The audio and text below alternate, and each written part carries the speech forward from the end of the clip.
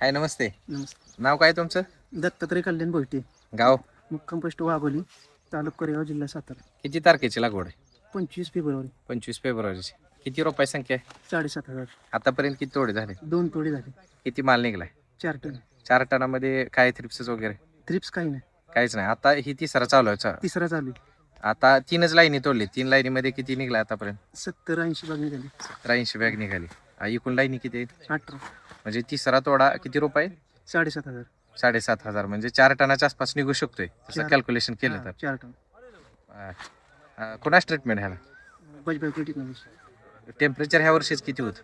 साधारणतः सुरुवातीला 30-32 होतं. बरं. आता 41 पर्यंत गेले. एवढं असून कुठं व्हायरस, थ्रिप्स, माइट्स, पांढरी माशी काय? थ्रिप्स पांढरी म्हशी काहीच नाही.